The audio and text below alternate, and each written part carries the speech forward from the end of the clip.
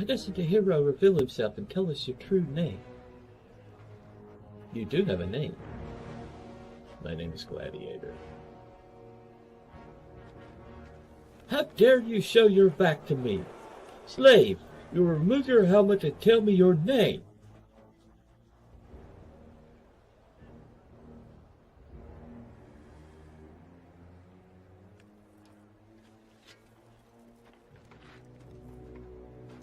My name is Fun My Comic, and I represent all the campaigns you shadow banned and kicked off your website. Huh? Creators that just wanted to fund, that wanted to be left alone. And we will build a website that is going to bury you all. Oh crap.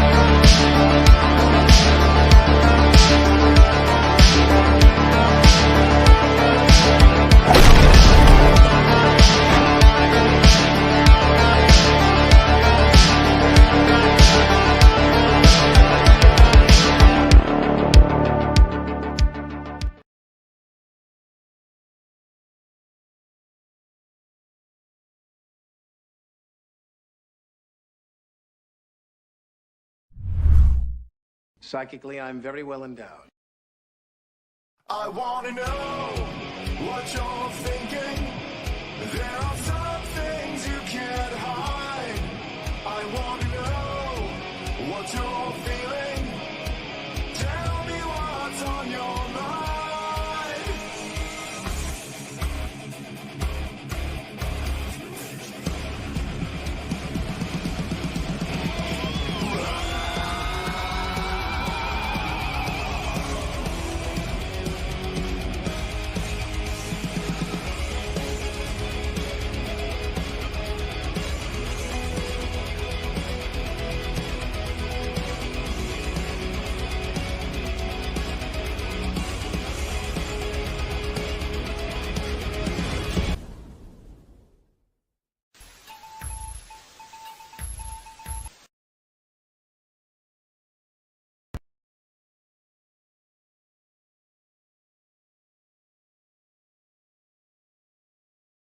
Hey there, this is Cooper from Telepathic Bunny Comics. I got a couple gentlemen with me tonight.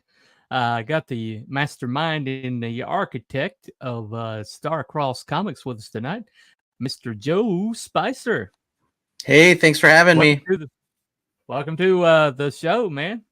And got a gentleman who might be known a little bit around these parts. The guy who took the step and made FMC the Fund My Comic, also the mastermind behind Luke Stone Studios. This is Mr. Luke Stone. Hello. Thanks for having me tonight. Welcome. Hey, no problem. About to have some fun. Yeah, hopefully. It's been a great while. Topic for the night. It's been a while. It's been a while. It's been a little while. Yeah. Glad to have you back. Shadowpunk wanted to know if Drunk Craig was doing some voiceover on that spot. Nope, that was all me. Trust me, he's way better than I am. So thank you. He said not too shabby. Appreciate it. Ronan Review says, "Hell, Luke." All right, got a friend right there. Yep. Hey, and Mr. Grey Wolf Graphics went to Matt Barr's live feed. Guess he got tied up and didn't make it. Oh, okay.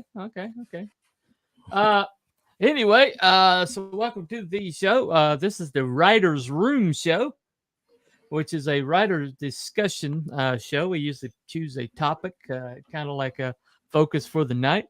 I usually kind of cater it to the people who are going to come on board. And so tonight we're going to discuss the comic. You saw the trailer earlier. The team up between Starstruck and Trash Man. And we're going to have a discussion about that a little bit later. Take a look at the campaign. It is up on FMC. The link is in the description below if you want to go and back. And hopefully you do. So if you do, you might see a dancing birdie. So if you want to see the dancing birdie, go ahead and dancing back. bird is better than mine. Oh, You guys definitely want to back tonight. Anyway, so we talk about team ups now. Now I'm not talking about partners, okay? Partners is something different from a team up. Would you guys agree with that? Yes. yeah, like a Yeah. team or like a a three, But yeah, this is someone from one book for one title from one separate group teaming up, like a, more like I liken it to remember when like Spider-Man teamed up with Superman, so two different companies aside from somebody Right. who's already on the same team, like Gambit and Wolverine or something like that. Right. Usually it's people that aren't in each other's orbit, basically True. clashing or having to work together in some way, shape, or form, Right. which is always fun. It's always fun. Like last night, I was watching the show you guys were on with Bancroft.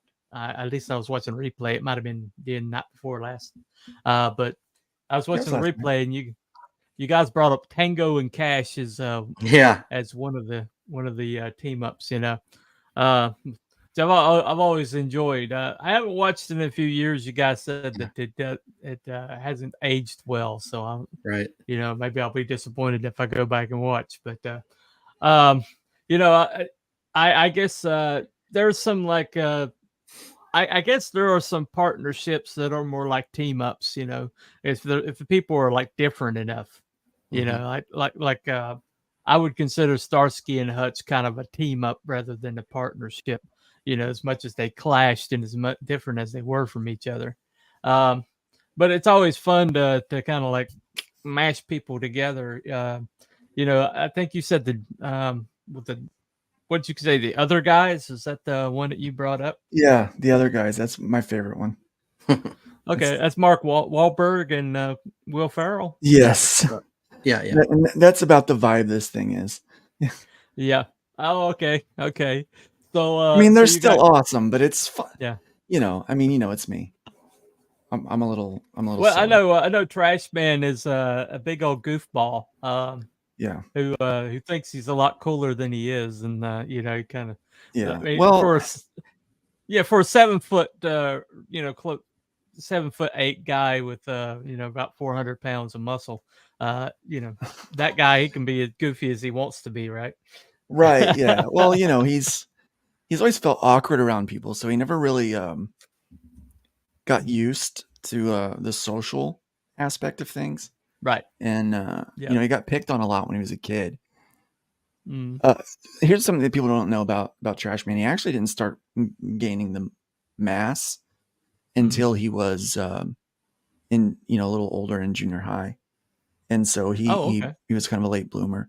He was tall and kind of lanky. Got picked on a lot, and then built up some mass. Kind of unnaturally when he hit puberty. The fact he's got a Dotson kind of make. I tend to like people who have Dotsons, so Yeah, I know you got to be a special person to deal with a Dachshund because those things are little beasts. Yes, you do. It's annoying. They are, but they're turds. Lovable little turds. They really are. Yeah. I always wondered, does Trash Man have to work out to maintain his physique, or is he kind of like Superman, where Superman, he never would have to work out, but he would still be immensely strong? He can get pudgy. Okay. He's always big. He's always strong. The best way to think of it is like Mr. Incredible. He's always going to be strong. Yeah. But he would look But out of shape. he would look out of shape. He'd look, have a Mhm. dad bod. That makes sense. Right. But yeah, so what's really cool is issue 10. Oh man, I can't wait for you guys to see that one, because if you've been reading the story, you know that at the end of issue 9, a portal is opened up to the in between by Yeah. the necromancer, by Molly. And so obviously Trash Man's going in after chlorine. That's Mhm. it's going to happen. We know that. But we actually open up with Trash Man in the in between. And time is different there than it is here. So it could be days here and it feels like weeks or months there, right? So when we see him, his hair is longer, his beard is longer. He's what I want you to think of is Savage Trash Man. Like, if that's probably the best way. And I mean, just a little spoiler for you guys. Like, there are hell beasts in the in between, right? So it has its own ecosystem. And so he is he's been fighting these beasts that attack him, and he's made armor out of their sinew and their bone. And so Wow. he's like, Wow. so, he's yeah. the only word that can really, like the phrase that can really describe what he is in issue 10 is badass. I mean, he's badass. Right. Yeah. Well, it's kind of like a Narnia time dilation, right? Yeah, pretty much. Narnia was so much faster than this world, Yeah. So the next issue for Trash Man feels like months, but for the rest of the team, it's like 10 weeks. So it's just 10 weeks later from when he goes into the portal to when we're meeting back up with the team. So well, kicking out right now. Awesome, Trash Man's man. a That's new great. Wolverine. I love his character. Yeah. He's such a fun character to write and to play with in this universe. And what I really like is like this. So this story was written 5 years ago, and this one was when we were first starting to kind of build the lore of both of our characters. So next month, Starcross launches Biblical Proportions #2, and there's actually a reference that in order for you to understand kind of the backstory, you'll have to get that book, because that book actually happens before this team up. So that's where Starstruck and Trash Man originally meet. Yeah. But instead of just like do like a normal team up where it's, it's fluff and it's not important, we actually develop the characters and have some important aspects to their backstory. Like, in fact, we just wrote in some new stuff for Starstruck. So he's got like a catch, so they have catchphrases that they use, but they're like their powers and understanding how their powers work and kind of their origin and where they come from. Yeah. They're kind of learning their origins a little more fleshed out. So a little bit more, there'd be those issues where, say, Wolverine learns a little more extra stuff about Weapon X, and you're like, oh, so if I didn't get that one book, you wouldn't have known that, Corey? Something was a lie or something like that, Yeah. Yeah, it's Corey. He's ragging me as usual. He's great, man. So we're doing, so we wanted to have a lot of fun with it. And obviously it's a contained story. Hey, buddy. Hey there, fella. My gosh, he looks just like you. Thanks. So, we wanted to have a nice contained story, beginning, middle, and end. So it's got 3 acts to it. You've got your introduction, then you've got your kind of like conflict, and then we end it off with a resolution, but we also leave it a little open-ended so that if we want, we can bring Trash Man and Starstruck back together, or we can even sprout off from this story for either one of our characters with other team ups in the future. Yeah. So it's one of those things where we wanted to be able to give readers something that's going to be fun. Like, let's say you've never ever touched either one of these stories, either GOD, Global Order Decree, or Hybrids. You've not touched either one of these. If you grab just the book, it's going to be entertaining.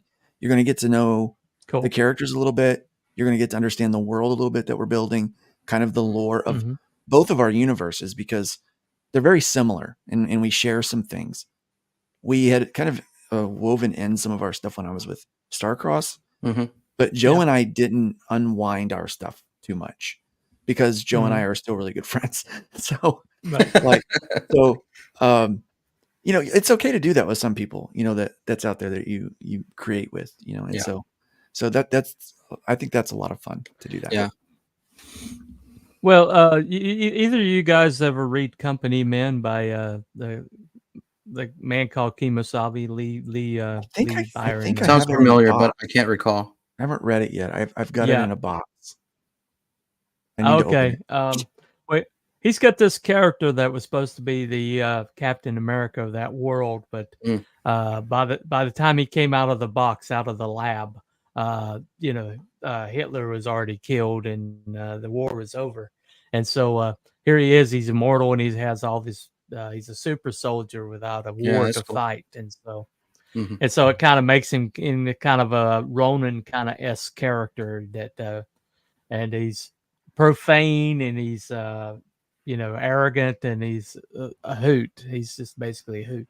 And me one day I was like I read the book and all of a sudden I started like my main character Ironsides, who's kind of like the super soldier of his world and the patriotic hero.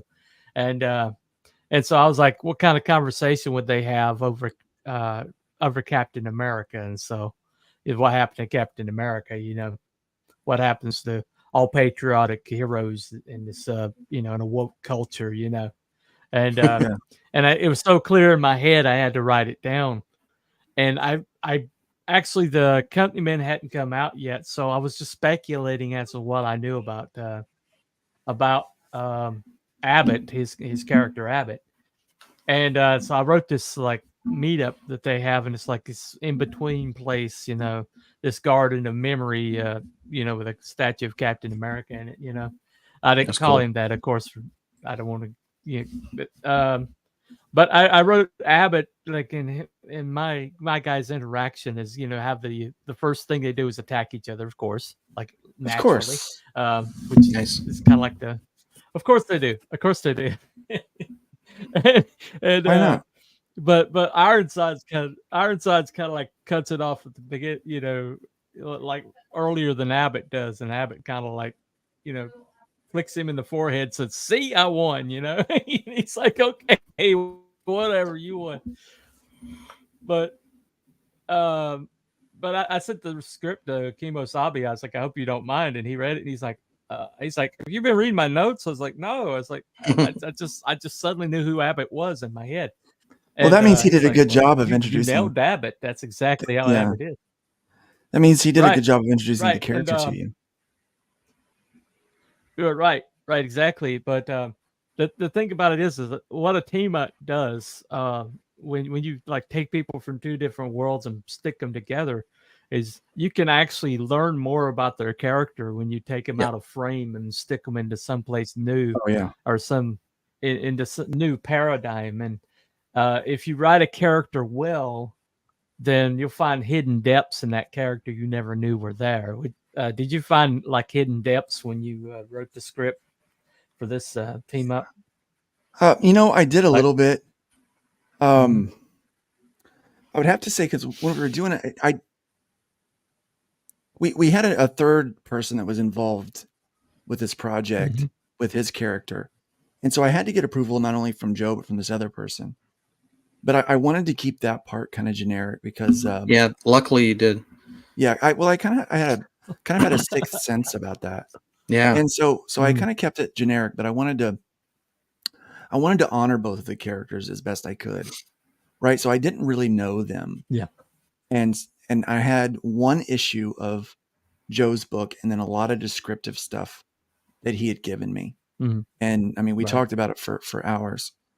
And I had a lot of Trashman knowledge, Trashman lore.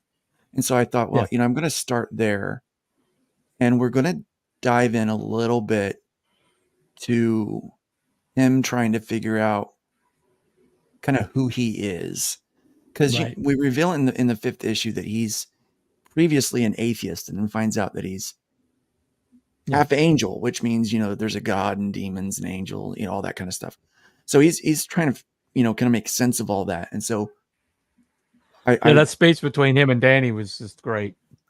Yeah, and so I kind of explored that, and there's this, like, a tenderness between him and Chlorine, and you Yeah. can tell, like, so he's invincible, but I also wanted to show that he's got people that really care about him, and that worry Well, about him. up until the last book.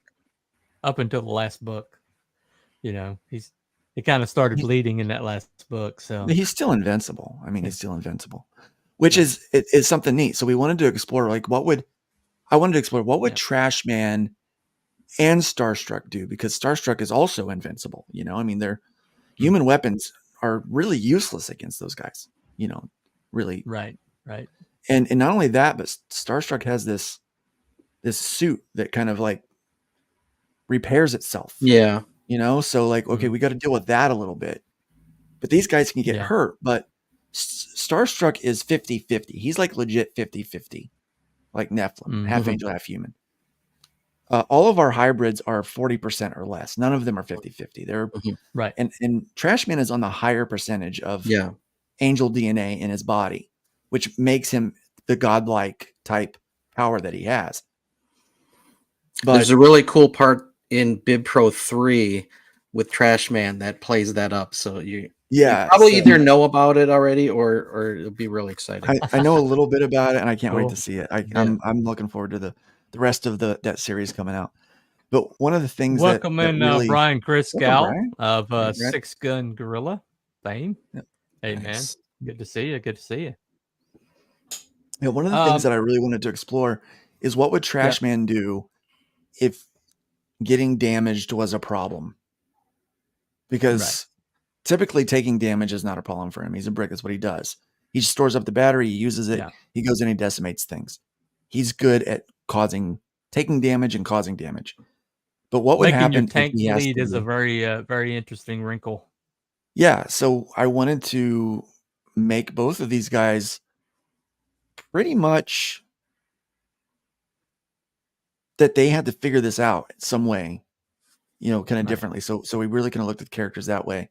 But I also wanted to honor what they were, who they were, and I think Joe's happy with the script, and especially we've made some updates. But I thought because we had to pause a couple times, just we were working on other things, and then we're starting separate things, and when I revisited the script, I'm like, we'll probably have to go through this and change a bunch and update. And I reread it and I said, you know what? I think it's good to go. I don't really have any problems with it. So it was funny that I reread it and I actually just liked it pretty much the way it is. Luke did some updates, but those were, mostly ones he just thought of.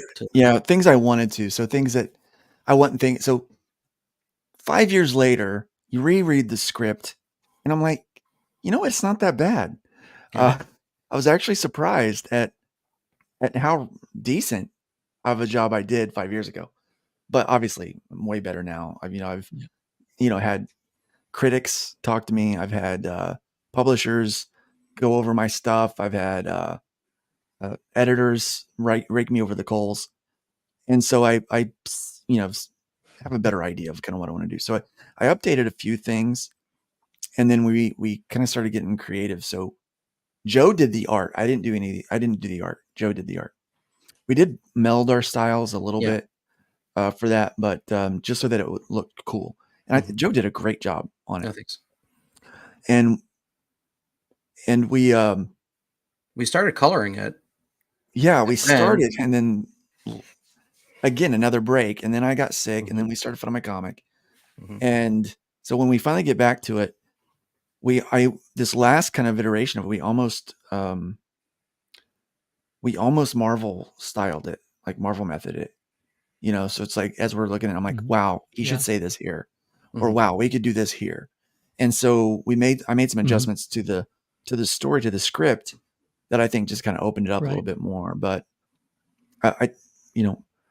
but the guy that I thought might not work out with the project didn't. And so Joe can talk about that, because I was like, oh, I don't know what we're going to do. Like, yeah. Yeah, but Well, is it, luckily, Mhm. go ahead. Go ahead. Oh yeah, I mean, luckily, the script worked with replacing the character, and you know, we even adjusted the cover a little bit, and it was just some minor tweaks, but the script was fine the way it was. I had an old character that used to be Starstruck's villain back when I was in high school, and I hadn't used him forever. And Luke always talked about that. When he talks about hybrids, he always brings up like Roman gods and stuff like that. And I had this character named Gorgon, and he's kind of like a male Medusa, and he kind of wears like a toga of sorts and has kind of Roman Greco type patterns, but he's a Mhm. modern day supernatural being who uses science and stuff like that too. And I'm like, oh, I'm gonna bring him back. It kind of it flashed in my head that he would fit the mold for this void that was caused.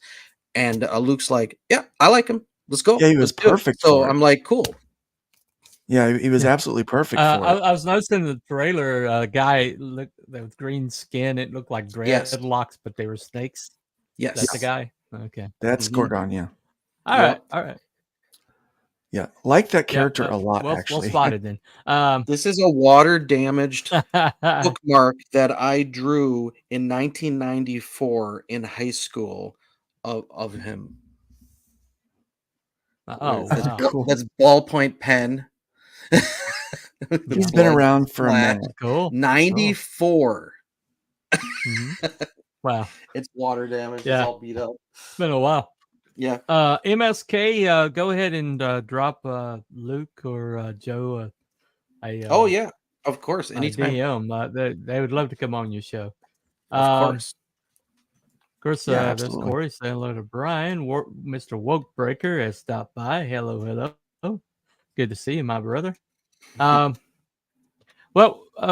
thing that I've noticed, especially about well-written characters, is that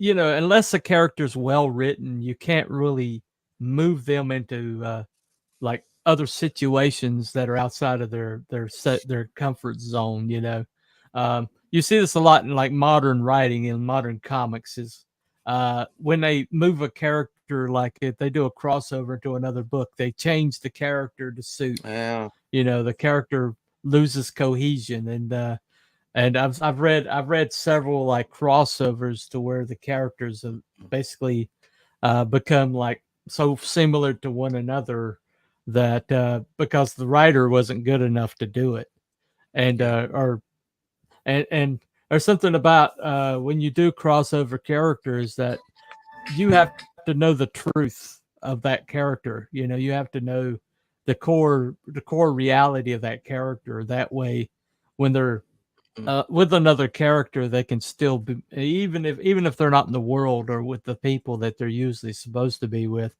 they still have cohesion, and that's very important, especially with crossovers. I mean, when you see the way, really great writers like from Marvel and DC in the golden era, like the Chuck Dixons, the Denny O'Neills, the Joe, but the Wheezy Samuelson, the Innocenti, the Chris Claremont, um, but people like that could take characters and move them into other universes, into other books, into other situations. That's the only way you could have something like Secret Wars, or or Crisis on Infinite Earths, and it'd still be a book that you could follow and recognize. Um, Especially Secret Wars. That first Secret Wars was just brilliant. Loved it. Um, I mean, that's oh got me yeah, hooked on comic books. Yeah. yeah, yeah. I mean, I remember Spider-Man. Just here he was. Because he was so insular to his own book that you rarely saw Yeah. him cross over with anybody up to Mhm. that point. because he had such a rich universe, they pretty much left him to himself, kind of like Batman and Gotham. But when they Yeah. took him and stuck him in with Secret Wars, and he was interacting with people like Captain America or the Human Torch, or people like that, Johnny Storm, and he's still wisecracking, he's still snarky, but you found out, well, crap, he's stronger than Captain America. He's stronger, he's faster than he's faster than these people over here, and he's actually very, very scary when he wants to be. But you didn't really see that reality until you Right. moved him. And so crossovers can really, really be valuable for you to like stretch the legs of your character and really figure out what they're capable of. Put them in a new paradigm. To expand on that, I know that. So if you were doing a crossover for Marvel or DC, you would do your take on Wolverine and Spider-Man, and Luke would do his take on. And if somebody's like, "That's not how Wolverine would act," but then Luke might say, "Yeah, but I always seen Wolverine doing something like this, and that's why I wrote this story. It's what I always want to do with Wolverine." But I would say with the indie, publishers, because we're Indian, we're not a corporation that just owns characters in some boardroom. If I put Trash Man in a story, I want to make sure, like, I want to understand the character to the best of my writing, write it, and then say to Luke, "What do you think of this? Is this like contrast his personality, or did I nail it?" And mostly I nail it, because I want it to be literally that character manifested right there in that story. I don't want it to be my take. I mean, the situation might be my take, but I want him to actually be that same character. So I wrote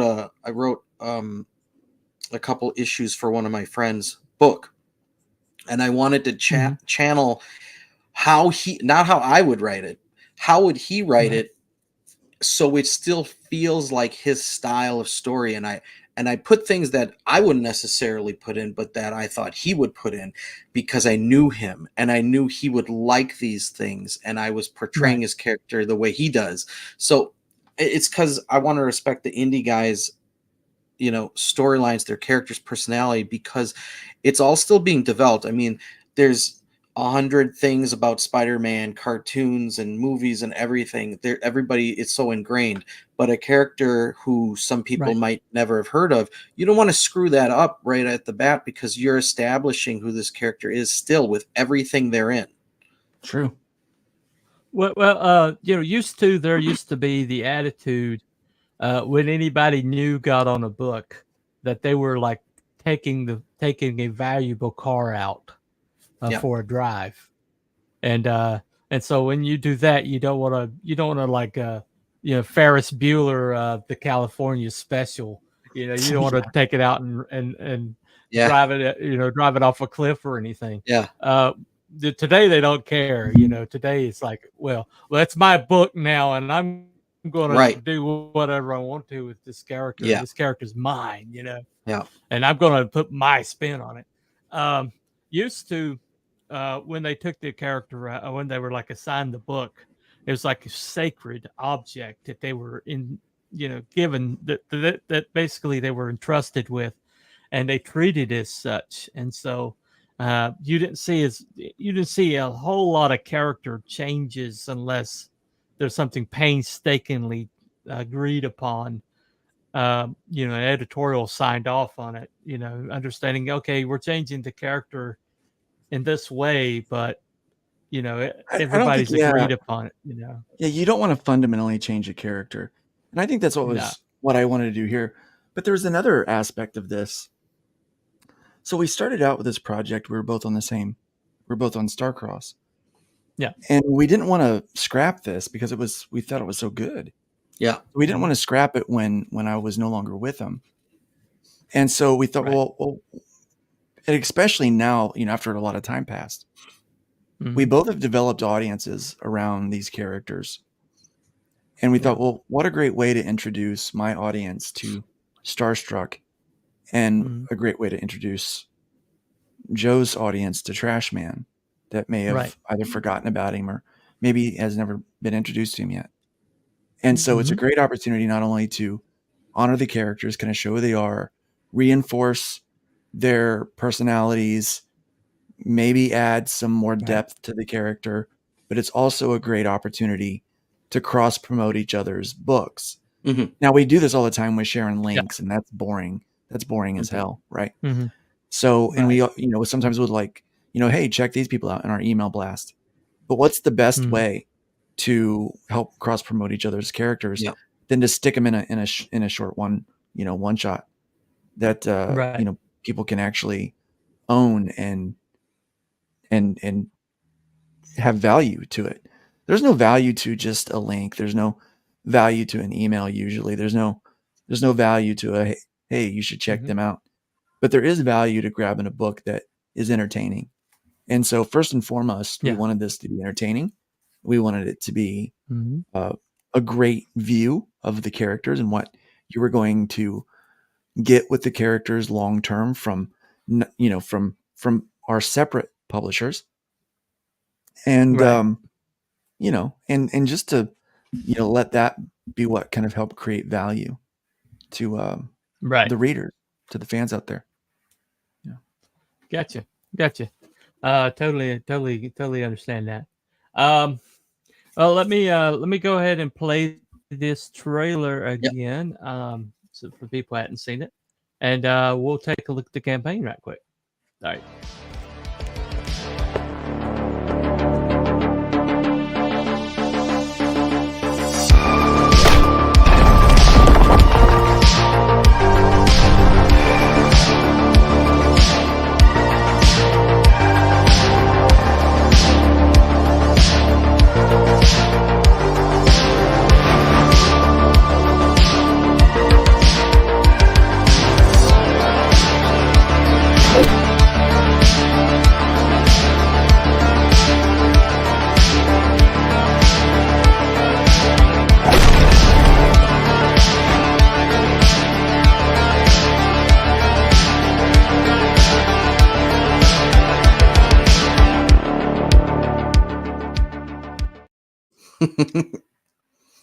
That's a fun trailer. Yeah, it always gets me excited. I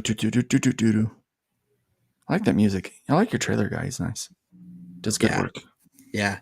Did you want to touch on what was at that end scene? Yeah, so we both have there's 4 total characters here. 2 of them are good guys, 2 of them are bad guys. 2 of which are being introduced for the first time through this book. They will both have an impact on both of our stories in the future. Like they're coming back. They're now in the universe. But that thing at the end is something incredibly diabolical that goes all the way back to the early days of Genesis and Exodus. Mostly Genesis, when Joshua takes on the last king of the Anakim. So that is the primary reason why they had to be wiped out. Is that thing that you see? Right. It's I got you.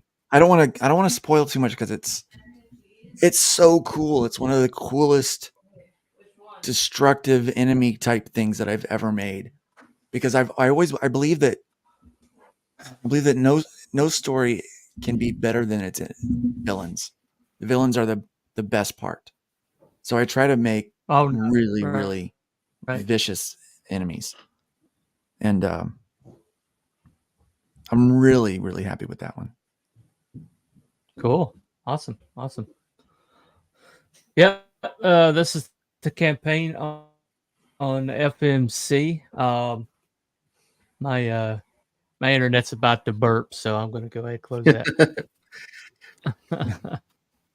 1 second. All right. It's not going to handle it tonight. But just to show the campaign right quick.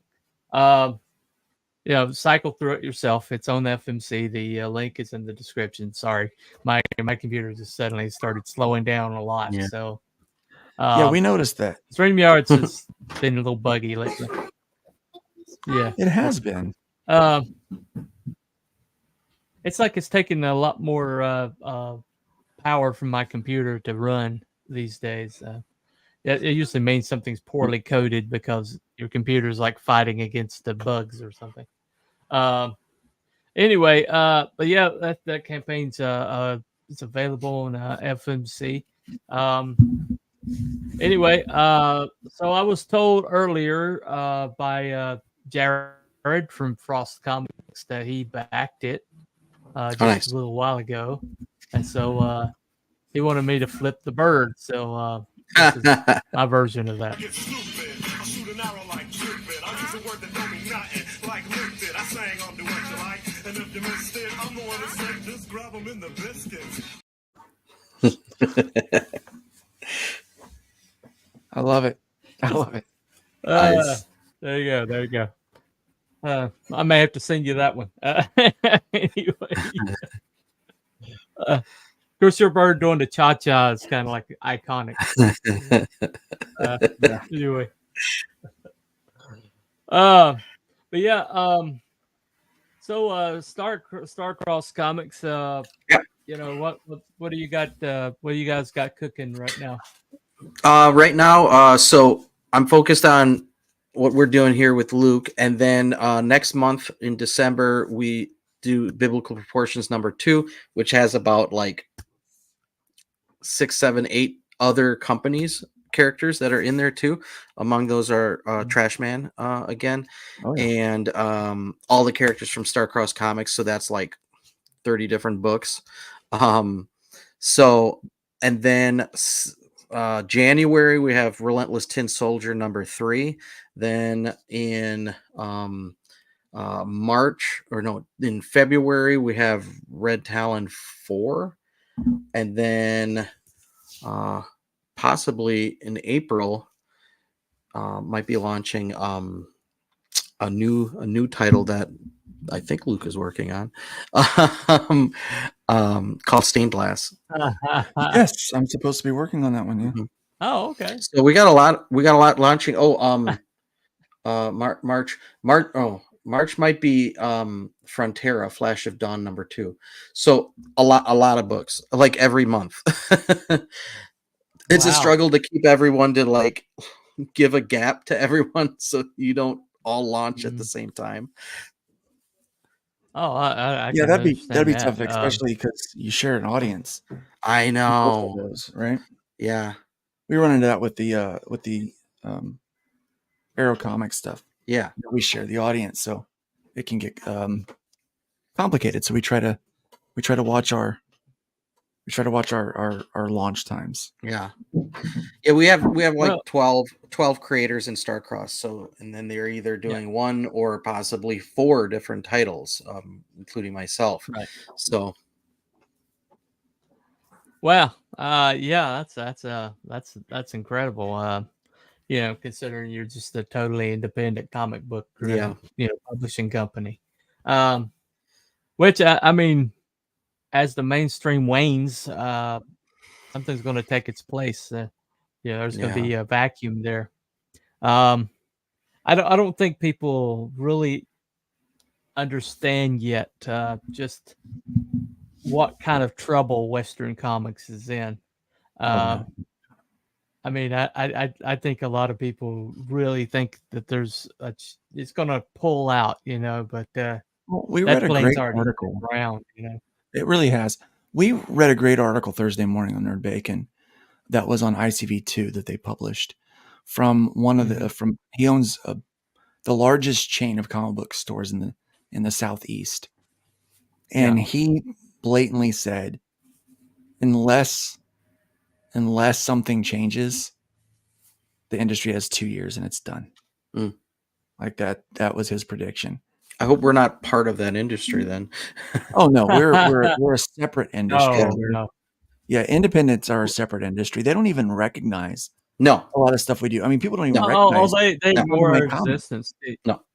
Yeah, if you ask anybody, they only seem to know Ripa, because he's basically he's out with the normies, and so they haven't been able to marginalize him like they have been the rest of us. Um, Right. but yeah, I said that to say this: as our as our companies are growing and with reach, what happened to consolidate Marvel and DC into the monsters that they became was a lot of smaller comic book companies, engaging each other, brushing up against each other, and doing crossovers, and eventually the companies all kind of like merged. Charlton and Yeah. Timely Mhm. and all these other smaller companies eventually kind of got absorbed into these monoliths. Uh, but do you think that going forward that these crossovers is a way to kind of like establish the companies? Um, I personally do. And I hope that mhm, this sparks not only more for myself and for Joe, but for everybody. I would like right. to see a lot of people start teaming up, with their characters. A good way to introduce that. Um, But the only other one that I know of is the one that Iconic did back last summer, I think it was, who'd they team up where with? they Was took another like publisher? Or? no, it was like titles within. They did it was Like an anthology? no, it was a crossover comic. It They was. Okay. the main character, Father Ritter from Soul Finder, and the let's see, the red, white, and blue or chick Common America, with I Common think is her name. America. Yeah, Mm-hmm. and Black Hops, Yeah, the yeah, yeah. Black I Hop- saw that. I saw that. Well, I think yeah, it's one thing to do it in-house inside your under the same company. Yeah, banner, but right. I think you know like like Well, yours is the first like cross company promotion I've seen. yeah, Um, I think we should see more of that. I think we should see where yeah. Frost Comics does a team up with Telepathic Bunny Comics. Let me actually, well, I'd love that. But actually, there's something called the Monster Hunt, which is the John Malin's Graveyard Shift crossed over Yep. with Lone Star. It Yeah. was drawn by Mike S. Miller. Oh, Jawbreakers. It was Yeah. I see. grave. Yeah, yeah. I actually got a digital copy of that when it came. Yeah, It's never been published though, but I did get the digital copy of it. I mean, But it's not that that's that's people aren't that's the doing it, closest. but That's yeah. yeah, Well, I mean, that's I the think only we other can, one that I know of that was cross company promotion. yeah, I think we can do So it more. I think we should do it more. I think yeah. that there should be a lot more of that. I think it's going to help. I think if we start being kind of creative about it, we could grow together. It's one of those things where it's I could punch through the wall by Well, I myself. It actually might hurt, but if I have help, right. we can get there. Well, I actually have a character who is a he like hops through parallel worlds, and he's kind of like the the guide for my comic. He's called Mr. McGuffin, and he's kind of like this mysterious, well dressed chap, but he seems to have a lot of worlds in his brain at the same time. So he kind of like talks and kind of like the Doctor Who did, when they wrote him well. Um, but that guy could be used to. He seems to be able to slide between worlds. So I mean, if I wanted to promote or cross over to somebody, then that would be a guy I could use to do it. Um, so he seems to pass through time and space, and so if I ever wanted to do a crossover with like hybrids, I already have an out or already have an entrance to whatever world. Well, Um, that's why I but created the whole Rift Riders concept and did that book. yeah, We've and that technology is now being implemented into the hybrid universe as well, so that we can not Ah. only transport between time and space, but Yeah. we're rolling out and kind of weaving in dimension as well. Mhm. The only reason why we put in dimension is so that we Ah. can do fun crossovers and have a reason for it to work in continuity. Because Yeah. I like crossovers, but I want to put some continuity in it. Mhm. It's more Well, challenging. Broken Compass Comics, the Magnificent Bastards, he has a multiverse with his comic, and he's kind of like got agreements with several other comic book companies to kind of like having one of his characters like flash through their world, as he makes his way through the multiverse. And mine happens to be one of the companies eventually. But so that is wide open idea, and so I mean it's comics, man. If we want to do it, we can do it. Yeah, we do whatever we can do whatever we want. We're in charge. I think a lot of people, a lot of creators just don't. They have an unwillingness to allow someone else to play around with their character, and that's fine. You can be like that. That's fine. That's not necessarily wrong. But I'm not like that. Like if Luke's like, "Hey, I wanted to have Starstruck on a billboard or something," and I'd be like, "Cool, okay."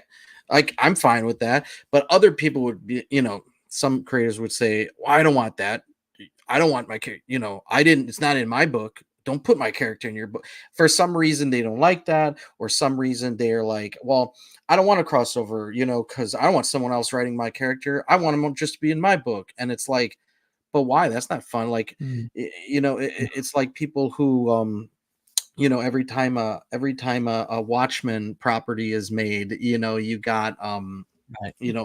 Alan Moore I hated it. That was garbage. But I understand if they don't do it accurate, but you come across as like an Alan Moore type person who hates everything his characters are portrayed in, or League of Extraordinary Gentlemen or something like that. Somebody came to me and said, "Luke, I have a script I wrote for a crossover. I have your character in it. Would you take a look at it?" I would be happy to, and I'm in fact, I would be honored and I'd be kind of thrilled that someone else liked the character enough to write what they would have considered kind of, what some people would Well, consider fan fiction. I've sent And it's like, I've well, let's sent see if to we can make Luke that 2 reality. scripts. Yep. Luke's got 2 scripts of mine because I wrote a villain for his universe. I Yep. actually bought him, but so hoping to see him soon. Yes. Hey, it's a tear, man. Yeah. Oh, It's, he's in he's in this next arc, Nice. and we're gonna do a spin-off, and Bunny's gonna write this primary part of the script.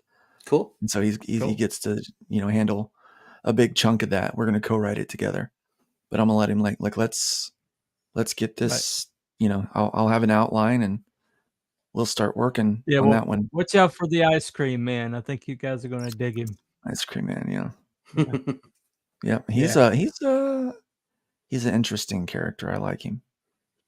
When Bunny brought him, I was like, that's neat. That's kind of a neat character.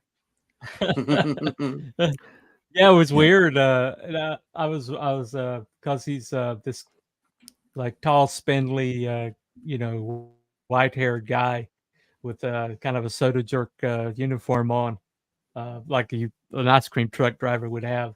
And things love me tender, but he also is an energy sink that when he's around, it starts snowing. That's the only way he's around. But, he creates a cold environment. Oh, cool. And it's a neat character. And so there was 3 people that bought into that tier, and the tier was that you get to. I'll make a hybrid. It can either be you, we can base one off of you, but we will put them into continuity. Like they will be a part of the story, so you will forever be a part of the hybrid universe. And 3 people bought into that, and it was a challenge because I wrote I think it was a 6-page story for that to introduce them. And then I was like, well, they're going to be in the next arc in the final, what we're calling the final arc. It's not the end of the story, but it's the end of it's kind of the final It's act the end of the what we're- beginning. Yeah, it's kind of the that it puts it puts a period on the introduction of this universe. Right. By the end of it, everyone will have a really good idea of the mechanics of it all and how it works. Well, So the we can thing about it spoil it is, from though, is when you define your universe in such a way that people know where the furniture is. They can kind of like walk around the house a little bit. Um, and I've always I was in fan fiction, which is where I really cut my teeth. Um, and first got kind of like got some fans and kind of like got that experience. And and when when you do fan fiction, you really just it teaches you to kind of like respect the property that Mhm. you're dealing with, because some of those fans out there, especially when I wrote in Harry Potter, and those people, if you deviate from the Harry Potter universe, they know. But if you manage to walk around Hogwarts and not knock over the furniture, you got a real dedicated fan base. That uh, and but that's the thing about doing crossovers, and playing with each other's worlds. Uh, and it's a lot easier and it's a lot harder than you think, right? It's a lot easier in that once you know the parameters of the world and you know kind of like the mechanics of it, then you can, hop into someone else's universe. But that's the beginning of the challenge. Getting in there is one thing, but staying in there and not Yeah. messing with, It's not not breaking knocking any over of the valuables furniture and while you're making a there. mess. Yeah, you don't want to break any of the Exactly, not valuables while breaking you're in there. somebody's valuables. That's the challenge. That's a challenge. Yeah. What was really fun about this is that, I kind of feel like walking away from it, especially as the writer for this one, that Mhm. that we didn't break any valuables, but I feel like maybe we brought a couple of gifts in to the house for both of You might have our dented universities. you might have dented some the walls a little bit. Well, let me talk about how I just really enjoyed Well, I mean, you how might have put a dent in the drywall, maybe a little bit. yeah, well, I really enjoyed how Joe evolved the art from the beginning to kind of feel like it was in this early Mhm. hybrids age, you Mhm. know, issue 5 between issue 5 and issue 6 into this kind of his own world, his own vibe. And it was just really interesting to see how he drew the character and Mhm. even his input on like, well, maybe what Trashman might say too. Cause we both, he kind of bounced some things off of me and back and forth. And so we kind of both had some input on the script, even though I kind of wrote Mhm. the bulk of it, outline and all the little things. But that's how that works. Yeah. When you're working with someone else's character, you make sure that they're happy with it. And I think we want to do a lot more of that in indie comics. It's Right. fun. I think it's interesting. Yeah. And we've only been talking about this campaign being around for the last 2 weeks. So, Right. we've had a very short window of kind of promoting the campaign itself. And the campaign itself Mhm. is only 28 days. Yeah. So I know it's going to be a very short amount of time to get people excited about what it is, but maybe they can. And if they see it done well, maybe they'll be interested in doing it themselves or even teaming up with one of our companies. And yeah, I would love to get 100 issues or more out. I have a lot of story to tell with Mhm. hybrids. Sadly, I was supposed to be done with the third Well, when arc this year. well, when I was you supposed to be putting out the third basically trade this month. well, when you create a world with its own rules and its own parameters, there's really no limit to the stories you can tell. Um, I mean, it's many. You could always like say the different aspect, a different person, a different place in the world. You can always explore something new. Uh, that's why it amazes me when people say that they've run out of stories or that they're having trouble or You Yeah. know, my trouble is narrowing down what to write. Yeah. It's not like, oh, I'm running out. And you'd Um, think after, so I've written 12 issues of Hybrids. mhm, 9 of them were published. The other 3 will start coming out in March of next year. cool. You would think, that like, oh, and now at this point, I've got enough. I've told a lot of the story that I Mhm. wanted to. So I know early on, like when you're first doing like the first 2 or 3 books, you got a lot to go off of, right? There's a lot of fuel in Right. the tank for those kind of things. But once you kind of get into 12 issues, you'd think, well, maybe the fuel's running out. But it didn't. It hasn't worked that way. I have more ideas, and I'm like, wow, I would love to spin off this character into this thing and do this character into that thing. And hopefully, if Fun My Comic takes off well enough, it'll be able to help kind of supply the financial resources that I need, not only to take care of my family, but extend that into building up the hybrid universe with different teams working on different stories to produce them at a faster rate. Because right now, I Right. mean, I'm working on a lot of other projects to pay the bills, so my Yeah. stuff's kind of getting put on the back burner. But I'm excited that we got some new Well, I mean, you, Trash Man stuff before you still the end have of the to year. let her out of obscurity, so, I do. I mean, Actually, I think what I'm going to do is so I'm going to pass yeah, that you're, on to.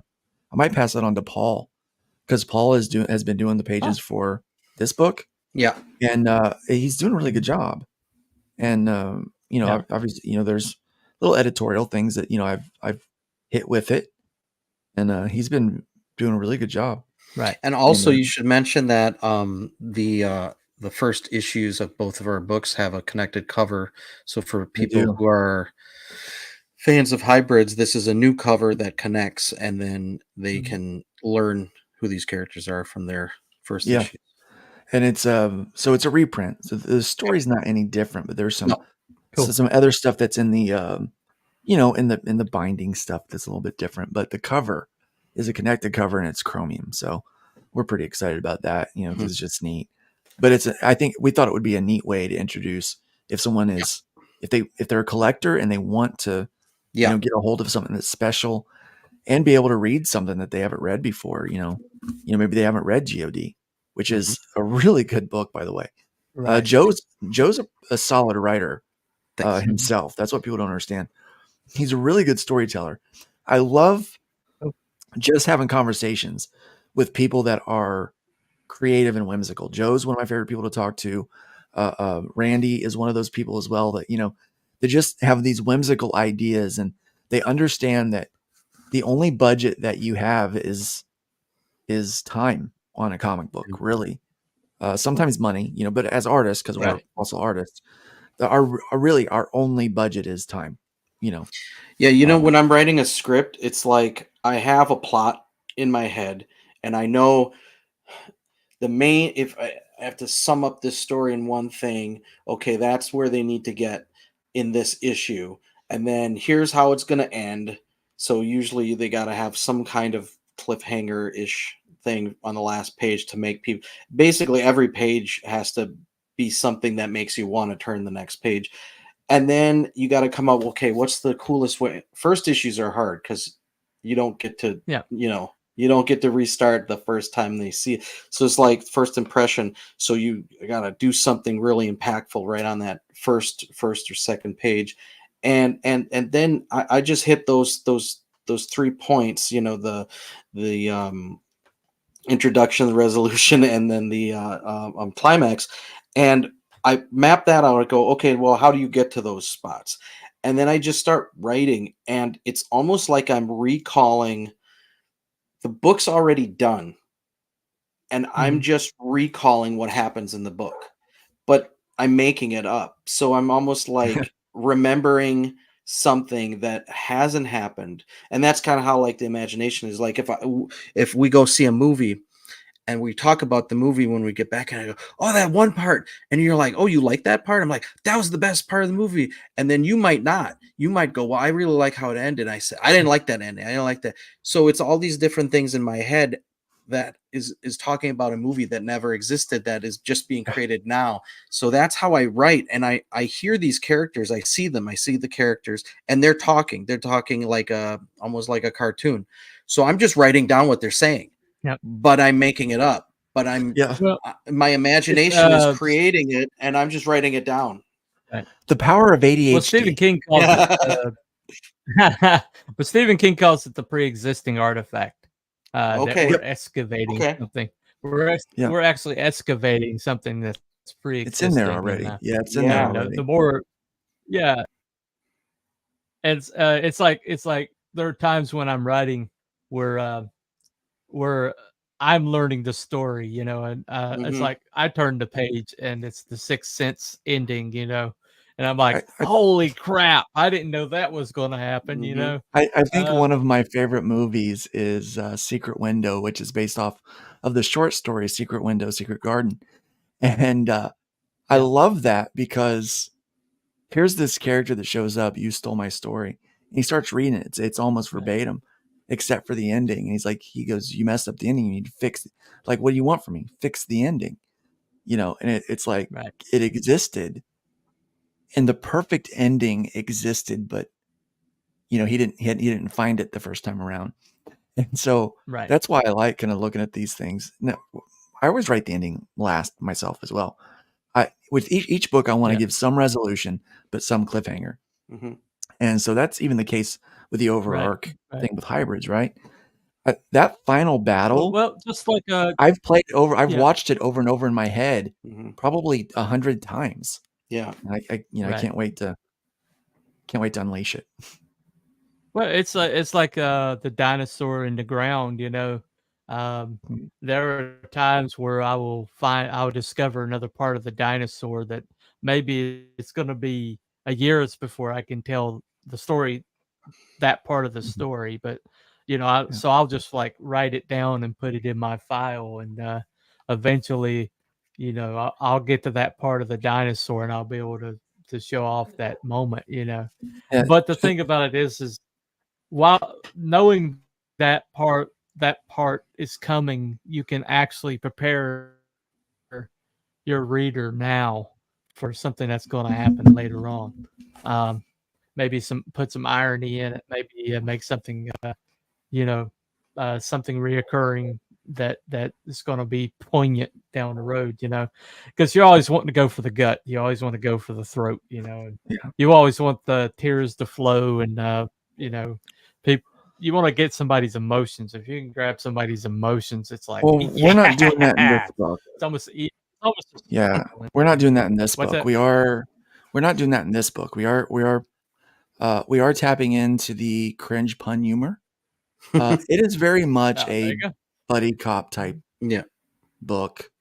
You know, these two guys they rib each other a little bit. You can tell that they're not, you know, It's like in they're Tango and Cash where he drops the soap and he's like, whoa, what are you doing? And Tango good stands up. It says, or Cash stands up and says, he's like, I dropped the soap and don't flatter yourself. don't flatter yourself. Yeah, That's a it's great line. yeah. I mean, it's the book's got little pieces like that in there, and Oh yeah.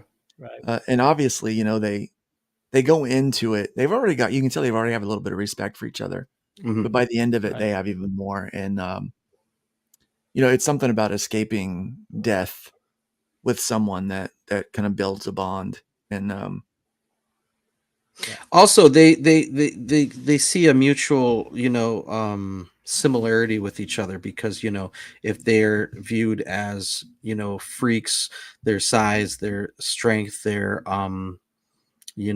lack of you know being half in one world and half in human world, they see, like, you probably go through that too, or it's unspoken, but they're similar, so then they can relate to what they must shared go through. experience, yeah. Yeah. So yeah, it was a lot of fun to write. It's been a lot of fun to see come to life. I'm pretty excited about people being able to get it in their hands and check it out. Okay. And then Joe drew some killer chibis for it. Oh yeah. Chibis. Love those. Joe does all of my Yeah, chibis. he's for a my big chibi stuff. guy, right? He's my chibi guy. There's been Yeah. there has been a Courtney sighting. Hello, Courtney. Hey, hey, Well, hey. hello, Courtney. Thank you for showing up just in time for us to sign off. Yep, there you go, just in time. Yeah. I promised I wouldn't keep busy Luke and busy Joe over an hour. Anyway, we could talk about this all night. It's just a fascinating topic. But this book looks like a lot of fun. Yeah. Oh wow, Courtney. Yeah. And I'm going to back it as soon as I get off of here. So just a little self-fulfilling prophecy. I want to see the little bird dance. So here we go. Shoot an arrow like Cupid. I'll use a word that don't mean nothing. Like Luke did. I sang on Do What You Like. And if you missed it, I'm the one who said just grab them in the biscuits. It's perfect. I love it.